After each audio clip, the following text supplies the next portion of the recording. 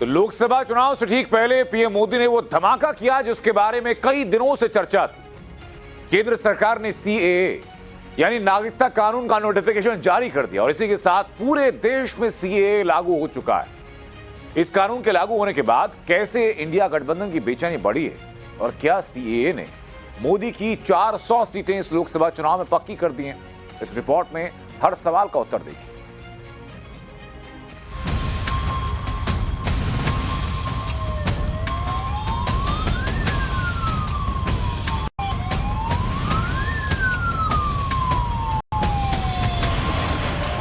करीब 4.25 साल बाद सिटीजनशिप अमेंडमेंट एक्ट यानी सीएए लागू होने जा रहा है। इधर नोटिफिकेशन जारी होने की खबर आई तो उधर दिल्ली से सबसे पहली तस्वीर सामने आई।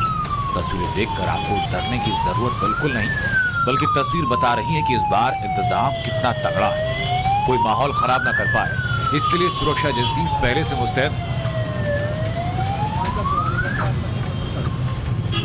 तस्वीरें उसी दिल्ली की, उसी शाहीन बाग की जहां इस कानून के विरोध के नाम पर माहौल बनाया गया, जमकर बवाल हुआ था।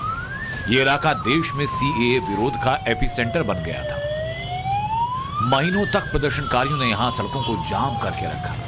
तब तक इस बात का अंदाजा नहीं था कि शाहीन बाग में गुपचुप तरीके से इतनी बड़ी प्लानिंग की गई थी।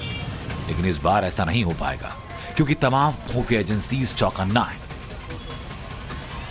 जब केंद्र सरकार ने नोटिफिकेशन जारी कर दिया है और देश भर में सीएए 2019 लागू हो चुका है, तो मैं शाहीन बाग में उसी जगह मौजूद हूं जहां से आपको तस्वीर दिखा रहा हूं कि जिस 2019 में इस कानून के जब बनाने के लिए जब लोकसभा में पेश किया गया था, उस दौरान यहाँ पे क्या कुछ स्थिति थी, कितनी तादाद में लोगों के यहाँ हुजूम बैठा था। और आज जब देश भर में कानून लागू हो गया है तो शाहीन बाग में स्थिति बिल्कुल सामान्य है। यहाँ पर आम दिनों की तरह ट्रैफिक का आवागमन आप देख सकते हैं कि जो गाड़ियां हैं, जिससे सामान्य दिनों में यहाँ पे गाड़ियों का आवागमन रहता है, उसी तरीके से आवागमन यहाँ पर जारी है। दिल्ली की तरह देश के कई और शहरों में भी पुलिस के जवान फ्लैग मार्च कर रहे हैं और हर संदिग्ध पर नजर रखी जा रही है जो माहौल बिगाड़ सकता है। वहाँ पे थानों में बुला के, एसीपी सब डिवीजन के ऑफिस में बुला के और खुद मेरे ऑफिस में बुला के मैंने दोनों कम्युनिटी के काफ़ी सारे लोगों से बातचीत की और उनके जो भी सवाल थे, जो उनको मिसकंसेप्शंस थे, वो सारे हम लोगों ने दूर किए।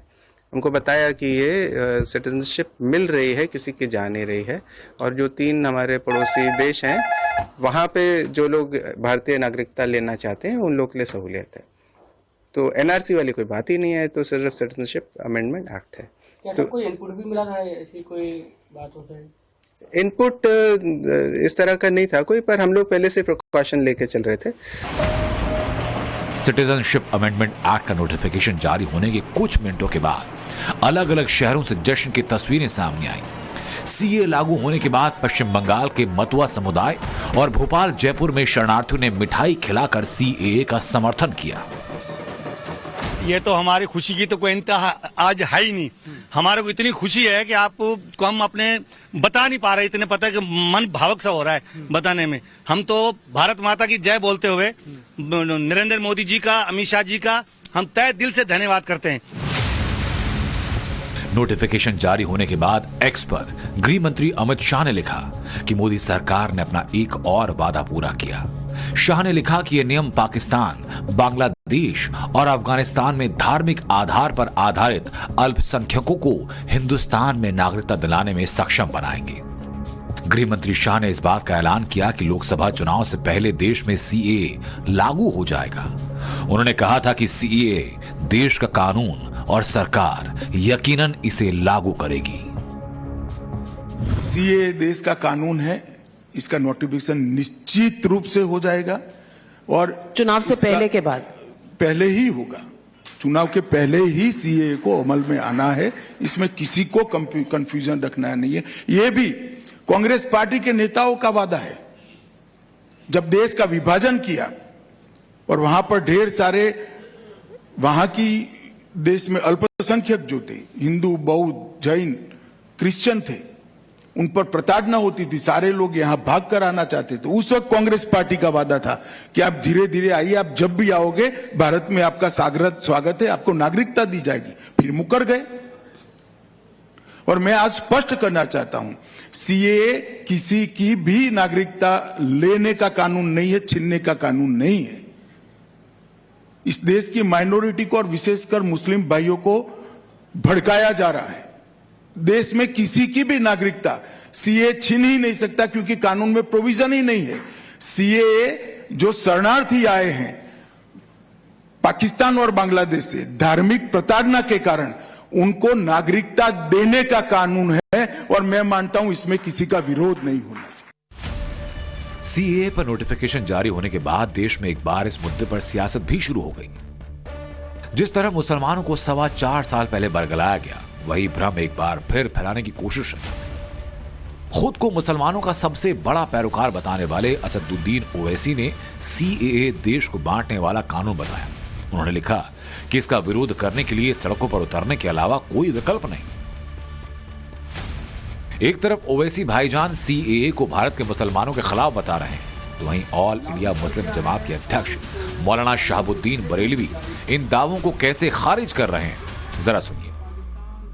ये उन लोगों के लिए है जो अफगानिस्तान, पाकिस्तान, बांग्लादेश से गैर मुस्लिम आए और भारत में सालों से रह रहे हैं और उनको शहरियत यानी नागरिकता नहीं दी गई है। तो ये ऐसे लोगों को नागरिकता प्रदान करेगा और उन लोगों को शहरियत देगा। इस कानून के जरिए भारत में रहने वाले करोड़ों लोगों की किसी भी एक शख्स की नागरिकता छीनी नहीं जाएगी।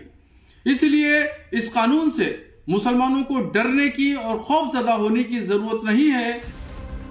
विपक्ष के दूसरे नेताओं ने भी ऐसे ही तर्क देकर सीएए पर एक बार फिर तलवार खींचने का अल्टीमेटम दिया। इन नेताओं की लिस्ट काफी लंबी है और उनमें से कुछ नेताओं के बयान सुनिए। एक बीजेपी का इलेक्शन पब्लिसिटी है, नथिंग इज दिस। तो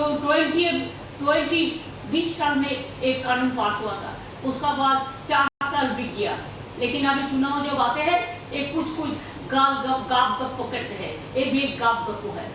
5 साल निकल गए, अब चुनाव है, तो अब ये सब करके हिंदू मुसलमान करेंगे, भारत पाकिस्तान करेंगे, भारत बांग्लादेश करेंगे। ये खेल, आखिरी खेल उनका चल रहा है। अभी जब तक चुनाव है तब तक सीए खेलेंगे, खेलने दो। संविधान में हर व्यक्ति को अपने धर्म को पालन करने का अधिकार है। इसलिए अगर किसी कानून में धर्म के आधार पर यह तय किया जाएगा कि कौन नागरिक बन सकता है, कौन नहीं बन सकता है, मेरे मत में ये भारतीय संविधान के खिलाफ है। लेकिन सियासत करने वाले लोगों को पश्चिम बंगाल से आई इन तस्वीरों को देखना चाहिए। कैसे बंगाल के मतुआ समाज के लोगों में खासा उत्साह है। बंगाल के बनगांव में रहने वाले लोगों ने इस आदेश का स्वागत करने के साथ पीएम मोदी और केंद्र को धन्यवाद दिया। আমরা ভীষণ খুশি আজকে সংবাদ পেয়েছি যে আমাদের 6টার সময় সিএ লাগু হয়েছে। আমরা বাংলাদেশে অনেক অত্যাচার হয়ে এখানে এসেছি, আজকে সিএ লাগু হয়েছে, এটার জন্য আমরা ভীষণ খুশি। তাই জন্য জয় হরি বল।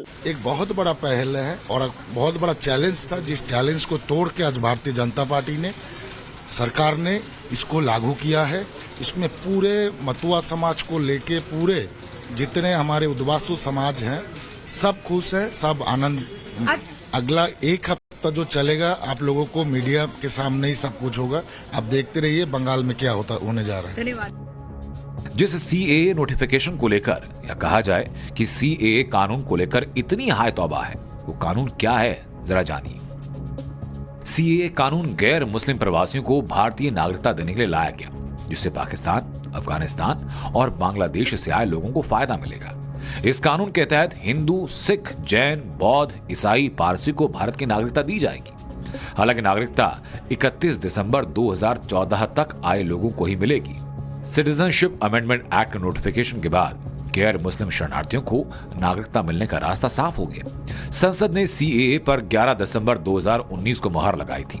उस वक्त भी देश में अफवाह फैलाकर मुसलमानों को भड़काने का काम किया गया था। ये महज अफवाह ही है कि सीएए से मुसलमानों की नागरिकता छिन जाएगी और उनके हितों को चोट पहुंचेगी। अफवाह ये फैलाई गई कि सिर्फ अल्पसंख्यकों की आवाज दबाने के लिए, साथ ही एक ड्रेस कोड होगा।